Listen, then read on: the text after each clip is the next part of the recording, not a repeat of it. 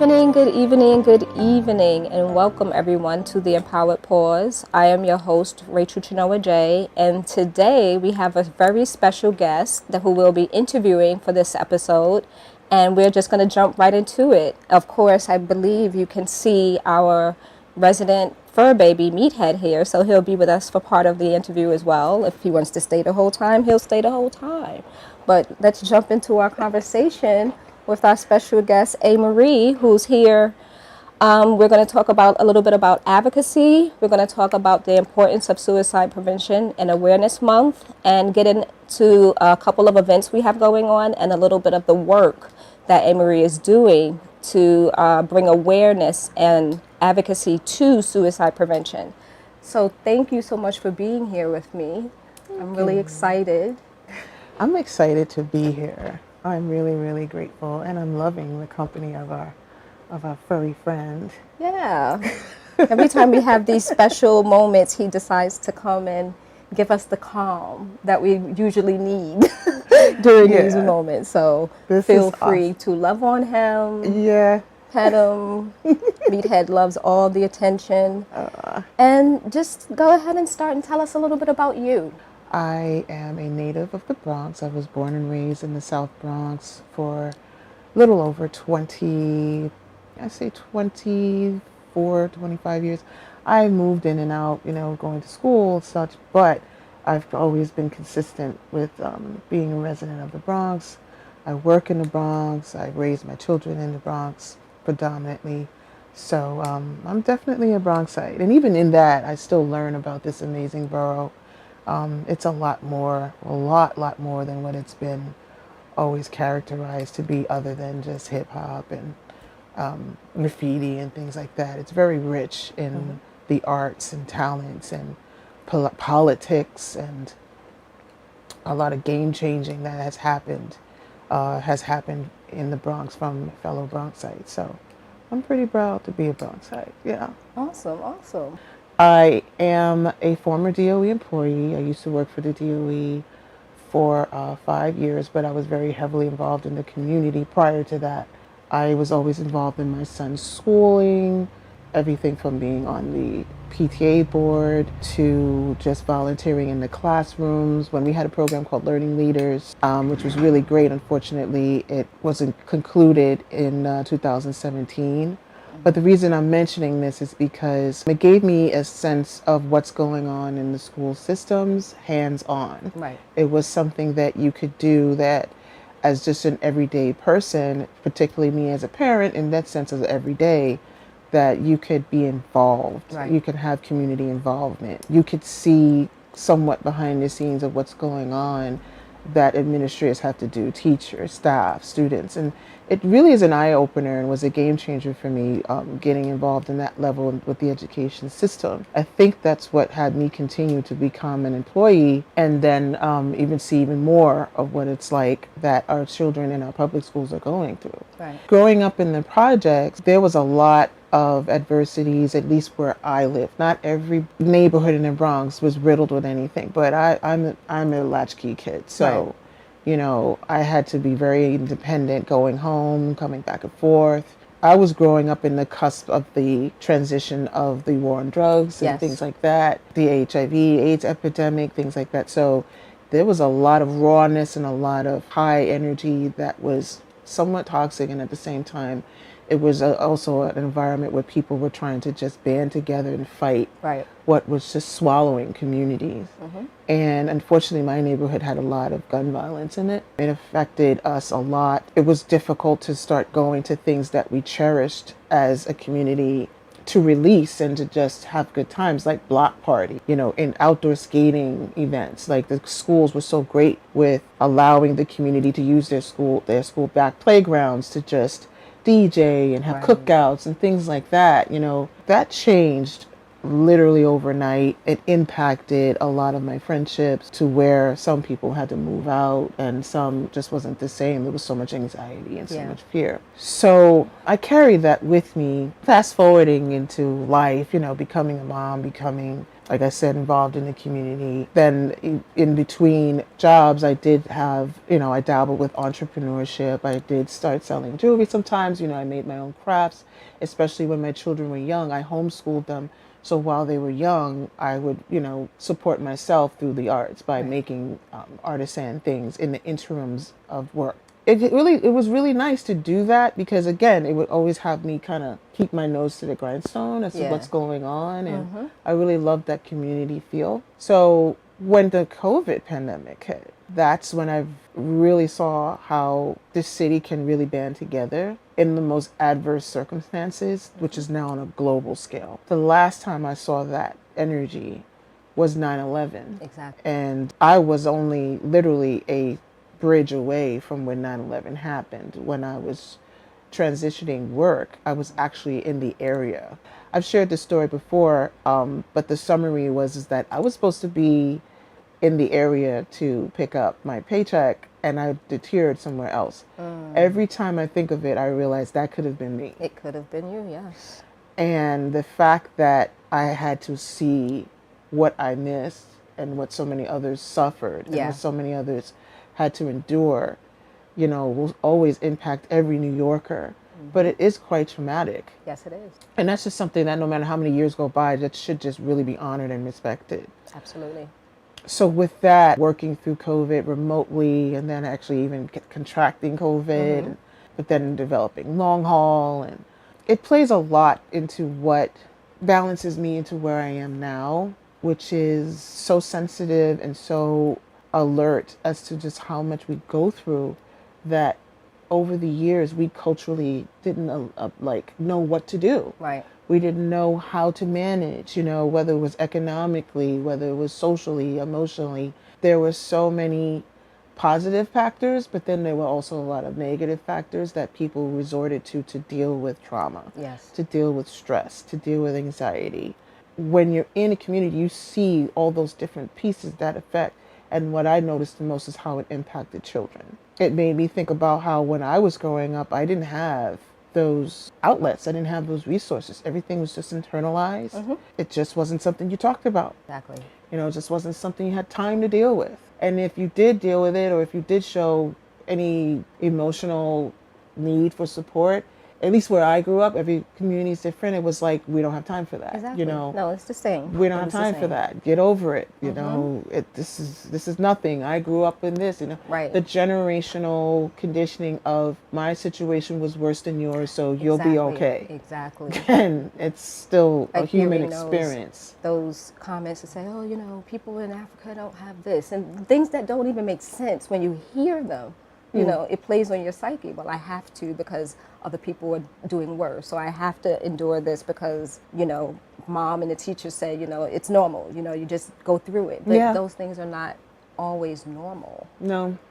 And they do leave scars to a certain extent. They may not be major scars, but they do leave little impressions on you. Yeah.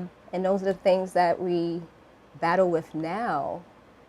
And the advocacy for children is a beautiful thing because it has to start somewhere. As an adult, it seems a little harder sometimes to heal and to unlearn certain things and to, go down the path that should be for you, but that's not the way you were going in the beginning. No. So you have to shift and change. When sometimes with children, it's a little easier for them to, not easy, but a little less complicated for them to accept the changes, or probably to lean into them a little differently than we do as adults. Trauma affects you. It affects everyone differently. Let's just say that. But I realize in saying this as when you didn't have resources as a child, right? I realized that some of the things I wish I would have learned, that I'm learning now, I wish I would have learned a little younger. Yeah. That's all. Yeah. That's what I'm saying. It's very important to get to our children and meet them where they are. Yeah. I understand what you're saying. The fact that, at least like again, when I grew up, a lot of the adults around me, they didn't know anything else but to be in survival mode. Right. You know, it's not that it was a bad thing that they were in survival mode, because they wanted you to do well. They still wanted you to succeed. They still wanted you to move forward in life. Some may say, oh, now the generation is too soft. It's a free country. Yeah. You know, everyone has their opinions to express, and as they should. I think it's just that more people are becoming more aware. That's what it is. And now they know, because of the pandemic. 9/11 touched on it, but then we moved forward, and then all these things came into place. And then the world kind of started spinning back the way it was, even though the impact was the same, because it was just our country, and then those other countries that were directly affected from abroad, you know, because there were so many lives lost all over the world. But this time, this was an illness, that this was a disease, this was a global crisis, that everyone was impacted simultaneously. And so that's different. Yeah. We've never been shut down the way we were. We've never had to stop the country, at least not for 100 years or so, from what I understand. So a lot of things came out that could not be hidden anymore. A lot, there wasn't any, there were resources that were there, but because now this is a different survival mode than maybe your parents or your great parents had to deal with. Now this is a different survival mode, unless they were back from the 100 years. It just was completely different for everyone on every level. So in some places you had to unlearn what you learned, and in some places that you knew, you applied it, but you may have had to tweak it a little bit. Digital had its pros and cons. You were able to use a lot of the Zooms and Google Meets and still these digital interfaces to still stay connected, which was something that wasn't around back then. You had a lot more flexibility with staying connected, again, with apps and online therapy or small groups in digital settings, or in very, health controlled environments where you could be in person, but you had to use PPE or whatever. We learned to adjust quite quickly, once again, but it wasn't a perfect process. But in terms of the children, I don't know. I have so many thoughts on that. A lot of it was just, what do I do? Am I going to be safe? Am I going to be okay? Loss, because some relatives have passed from being ill. Dealing with that, and then dealing with what's the future going to look like now, not just here, but in other countries. And it was such a broad brush to deal with, and we're still dealing with it. It's not like, I heard recently, like having a little bit of an uptick again. So it's still ebbing and flowing. It's a wave. Not to go on tangents, but it makes me think of, circling back to how I became an advocate. It was deeply rooted in the pandemic, coming out of a shell that in the back of my head, I always said, I want to do something. Yes, I'm working, and yes, I'm raising my family. For some reason, I wanted to do something more. I just didn't know which way to go, how to go about it, what does that entail, who do I talk to about even getting involved in advocacy, just what does that look like, what does that feel like? So circling back to 2020, when we were stuck at home, I was still working remotely for the DOE, and I miss my baby so much. I can imagine. Being, the assistant to the lead, I could see what wasn't said. Sometimes we had happy days, and other days, they were, feeling a little bit of stress and a little bit of anxiety. At the time, ironically, I was also raising funds for the National Alliance on Mental Illness. I started with NAMI as a consumer, actually. And so a consumer is pretty much someone that is their word for a client. And their services were free, and they're still free after 41 years now, at least, And so I had started as a consumer because I think it was from, if I recall, it was from 9/11 that brought me to a height of feeling like something's going on. I always knew that there was some things going on with me, because I've dealt with racial trauma. I've dealt with, some sexual trauma, unfortunately. This is the first time I'm saying this publicly. Domestic violence, certain things. And so I just didn't have an outlet. I didn't feel comfortable going to therapy. And when I did know about it, it was expensive from what I understood. So there was a lot of ignorance when it came to mental health or what mental health was. Right. On top of the stigmas that, why would you go to therapy? What are you doing that for? Like, are you crazy? Like, the language was very deterring. So art became that place where I took that internal pain and I just wrote a lot. I drew, I painted, I wrote poetry. I got involved in community theater.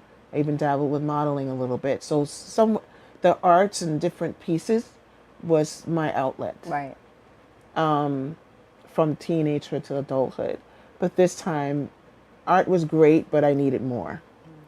And so I heard about NAMI's program. There's one particular program where if you are, where it's like a course that you could take. I know they're gonna be like, why can't you remember the title?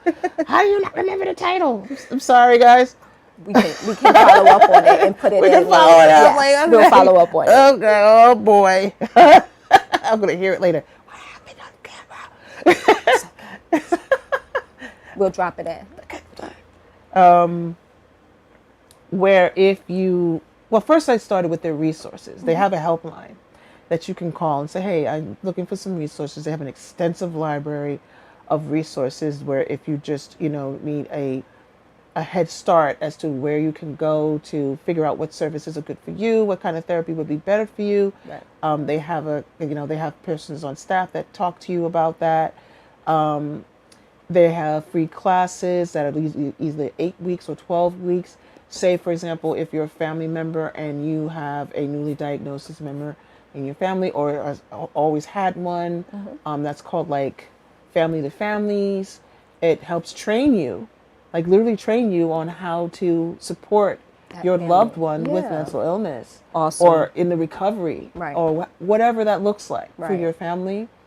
They also have peer-to-peer, which I think is what I got into. Yeah, actually, because I realized that I was going through things and it was just us as peers. And we went through trainings where we could learn how to advocate for ourselves. Right. How we can self-manage, how we can learn the language of how to seek help and how to know what help is best for us, how to be okay with not be, all of that. Right. And it was really, really great. So off and on through the years, I continued to use their services and I referred other people. I had family members who I went to the Family for Families group for, Family to Families, and it doesn't just stop there. They even also have a matching system where depending on the situation you're in, it'll match you with someone in your situation. That's to nice. Kind of support each other, to call each other and check on each other. That's pretty cool. Yeah. I like that. Yeah, it was, and it's great. And all this is free. That's amazing. It's free because of donations from the public or sponsors or things like that, because it's grassroots. It's a nonprofit organization. Right. So, and after 41 years, it still is. So in 2020, I was raising funds, but this was before the pandemic really hit. Yes. And so here we are in March of 2020, and I had started my own team. I never started a team before, and then we shut down. And I was like, okay. What do we do now? What am I going to do now? Yeah. So I found a website called Bonfire, and I had never heard of t-shirt fundraising before. So I was like, okay, let me check this out. So we started doing, I looked it up, and then I started designing t-shirts to sell, to raise funds for the program. Cause I was like, well, one way or another, I'm going to raise some funds. I don't know how I'm going to do it. Let's try this. And that's what I did. And we walked virtually, we walked in person, but kind of separate, on our different parts. I had like 3 members at the time, and that was called Team Phoenix. Nice. Phoenix is very special to me because it is symbolic of my daughter. She's always evolving and changing herself, and so that's why I called it Team Phoenix. Yeah. And so for now 3 years, I had a team, And every year we raise funds, but it went beyond just fundraising. I didn't want it to just be about fundraising. Right. I wanted it to be about mental health awareness because of what we just talked about.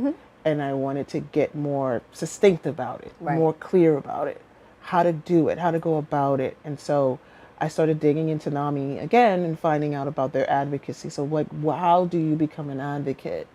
And they train you. They have a training course, which is called the Advocacy Ambassadors Program. You sign up for it, and you online and in person, but I took the online course. They give you all the steps of what it means to be an advocate. It's for the city and for the state, how they go about connecting, how they help teach you how to use language again with elected officials Right. who have the powers or at least the persuasion to change the laws for mental health, to bring awareness. And so it's a compilation of teaching in any everyday person. You know, because a lot of the feedback sometimes I've heard along the way is that, well, do you have to be a clinician, or do you have to have a Right. degree, or do you have to have any medical training or psychological training? No, they'll help They'll you help you. advocate as you are to speak on behalf of your community, to speak on behalf of your people, or even for yourself, to say, hey, there's things that I think that we could work on here, and you Yeah. have kind of the abilities to maybe change that. Let me talk to you about that. You know, not just tabling, because tabling is also great too. Tabling with NAMI brings the resources that NAMI offers to the communities right in their area, right where they are. Okay, which is what I love, because even though we have a New York chapter, they go everywhere: Bronx, Brooklyn, Queens, Staten Island, and so it's not hard to access as long as you come to those tabling events. And if you can't, then we have a plethora of virtual events. Right. They're going to have a virtual event for, which is a Know Your Right series. And in that, it's about school mental health. Yes. And it's going to talk about all those dynamics so that parents, guardians, whoever is involved in the school system, education system, or just anyone can learn about what your rights are with your mental health, what school mental health will be offering, or what all those things will entail. And, you know, just to give that education and the resources that are needed going forward. Because there are some rollouts that have come out with mental health in the communities post pandemic. So there's been some changes, and this is a great platform to kind of explore those changes and as well as what's next steps. So it's stuff like that when you're an ambassador, you talk about. I'm doing it now. Right. You know, that you can speak to the people about it and direct those that don't know where to go. But it also gives you an understanding of the makings of what makes mental health changes, or what makes, you know, learning more even about the different dynamics of mental health, mental illness, wellness, the whole diaspora. And I'm grateful for the training, because I wouldn't have known where to start. And I'm still learning. I really want to make that clear.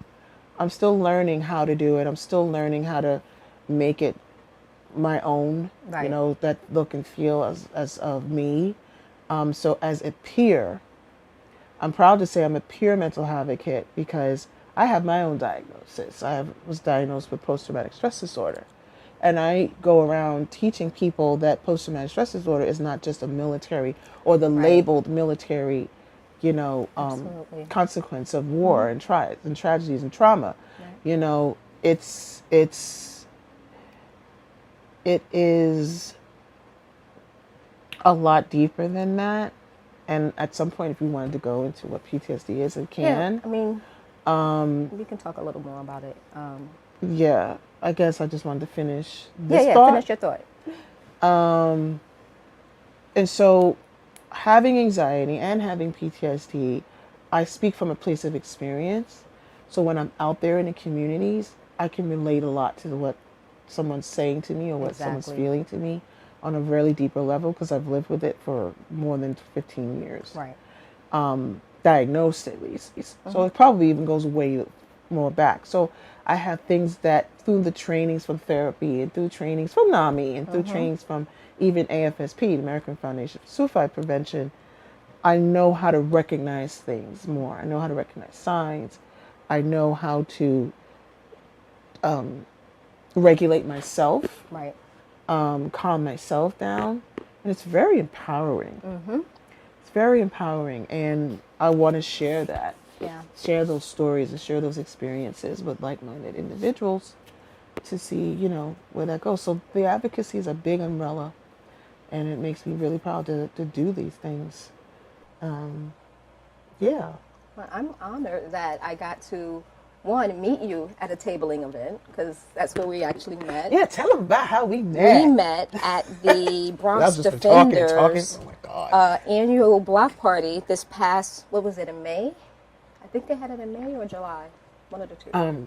It was July. July, I think it okay. was July, yeah. If I'm not mistaken, July or August. I can't remember right now. I believe it was July. My mentor's going to strangle Yeah. me. But, our minds sometimes. But we struck up this wonderful conversation, and I just knew from the beginning that you were someone who I wanted to sit down with and just have a great conversation, because there's so much information in your head. And we're doing similar work as peers, but you have taken the ownership of your own diagnosis, your own mental health, your own care, and taking it not just one step further, but so many steps further that you can advocate for yourself and you help other people. That's what's so, a lot of us, myself, I have my own diagnosis of bipolar disorder and PTSD and anxiety and those things. And I always wanted to understand what was going on with me in a more intimate way. And then once I understood, mental health is a thing. It just happens sometimes, especially from experiences in childhood and things that you've been exposed to, or just put in a path of, I guess, that there's healing that needs to take place.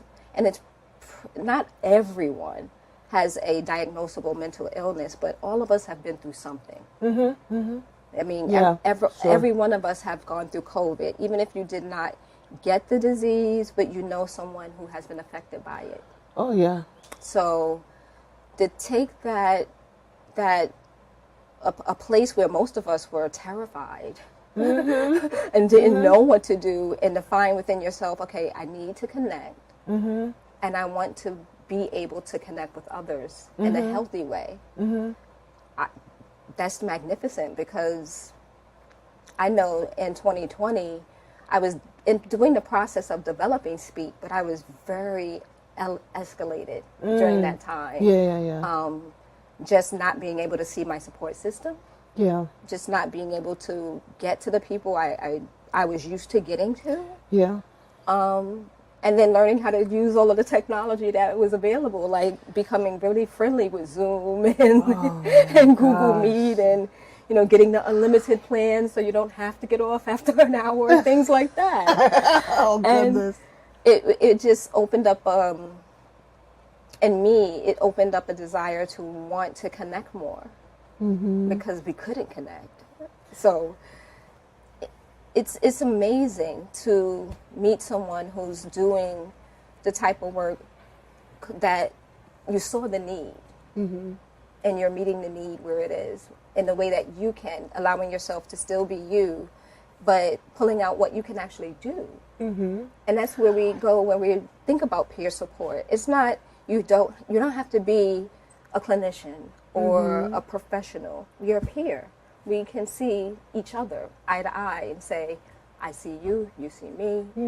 I understand what you may be going through. These are some things that I've done that may be helpful. These are some things that you can try that may be helpful. It doesn't have to be, I got a diagnosis, I got to go to the therapist, I got to go to the psychiatrist, I got to take these meds. It doesn't have to be so clinical all the time. No. And I really love that you brought in your creativity, your art, you found that space within yourself to say, you know what, there's something I can do that's self-soothing, but it does help other people as well. That's a really big thing for me. The work that you do with NAMI and with AFSP is selfless to a certain extent, right? I mean, no one said you have to do this. No one put put in on your card, you must do this today. Yeah. It's something that was born out of your heart and out of a need as well. Yeah. And I think it's just wonderful. That's why I can just listen to your story and your experience, the things you have learned by being an advocate and by taking the initiative to do the trainings with NAMI and to do the trainings with AFSP that are free.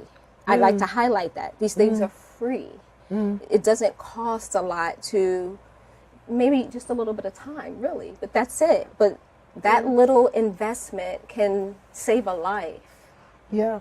That small investment, maybe a 2-day training, can change someone's life. Yeah. And that's what speaks to me the most. Just knowing that there are still people who want to do the work. I come from a place, similar background, grew up in Harlem and the Bronx, and Harlem World. Yes, Harlem World. Had to do it. Had to do it. Had to do it. And it's, we grew up and things are happening and there's experiences and traumas and shootings and, all types of, I myself have had sexual trauma and things that I will talk about at certain times because I want people to know it's okay. It's not a stain on you. It's an experience that has changed you to a certain extent, but that we can heal from. Healing is real, and it is possible. I believe that wholeheartedly, only because I know who I used to be, and I know how I used to feel, and I know where I used to be. And even if it's only an inch or a millimeter or a slither of different, it's different.